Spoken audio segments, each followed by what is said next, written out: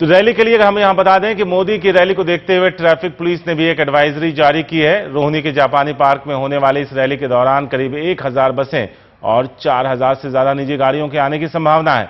आम लोगों को परेशानी ना हो, इसका ध्यान रखने की भी अपील की गई है। रैली की वजह से रोहिणी और उसके आसपास के इलाकों में जाम लगने की संभावना है। मोदी की रैली की वजह से कश्मीरी गेट से रिठाला लाइन पर मेट्रो ट्रेनों की आवाजाही को बढ़ा दिया गया है। पहले 5 मिनट पर एक ट्रेन गुजरती थी, जो आज हर 3 मिनट पर मिलेगी। साथ ही मेट्रो ने अपने फीडर बस सेवा को भी बढ़ा दिया। रवीश रंजन शुक्ला हैं जापानी पार्क से हमारे साथ, उनसे बात करते हैं। रवीश, 15 साल हो गए सत्ता से बाहर हुए बीजेपी को दिल्ली से। देश में तो मोदी के भरोसे हैं ही बीजेपी के नेता, क्या दिल्ली के नेताओं को भी लगता है कि मोदी कराएंगे नैया पार?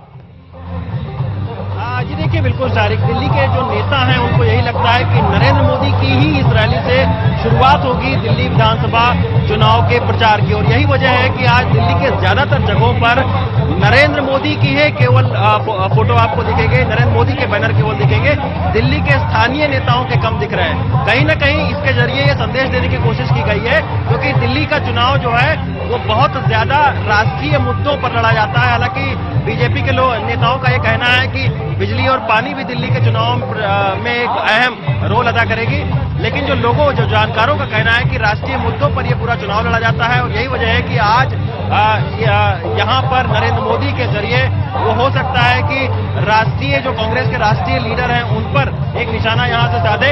मैं आपको शारिक ये भी बताऊं कि पिछली बार जो रैली हुई थी राजनाथ सिंह की, उसमें भी राजनाथ सिंह ने ज्यादातर पाकिस्तान के ऊपर ज्यादा वो बोलते रहे। हालांकि वो पिछली रैली थी, लेकिन उसके बाद में पाकिस्तान के ऊपर वो ज्यादा बोले। आज ये देखने वाली बात होती है कि नरेंद्र मोदी इस मंच से किस हद तक शीला दीक्षित पर या फिर दिल्ली के लोकल प्रॉब्लम्स पर को यहां से संबोधित करते हैं। लेकिन जहां तक इस रैली की बात करें तो आप देख सकते हैं कि बहुत बड़ा पंडाल लगा हुआ है। 3 मंच यहां पर बनाए गए हैं। जो बीच वाला मंच है वो नरेंद्र मोदी के लिए बनाए गए हैं और बाकायदा एलईडी स्क्रीन यहां पर लगाए गए हैं। 20 एलईडी स्क्रीन यहां पर लगाए हुए हैं। और बीजेपी का ये कहना है कि 5 लाख लोगों से ज्यादा यहां पर जुटने की संभावना है।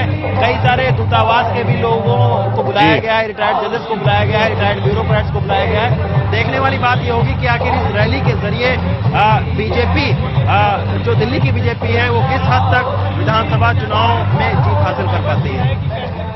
शुक्रिया रवीश। तो आप नजर बनाए रखें, बीजेपी को उम्मीद है कि लाखों लोग इस रैली में शामिल होंगे। तादाद जो रखा है, उन्होंने लक्ष्य रखा है वो 5 लाख लोगों का है। लेकिन 10 बजे जब ये रैली शुरू होगी तभी पता चल पाएगा कि क्या इतनी बड़ी तादाद में लोग वहां पहुंचते हैं।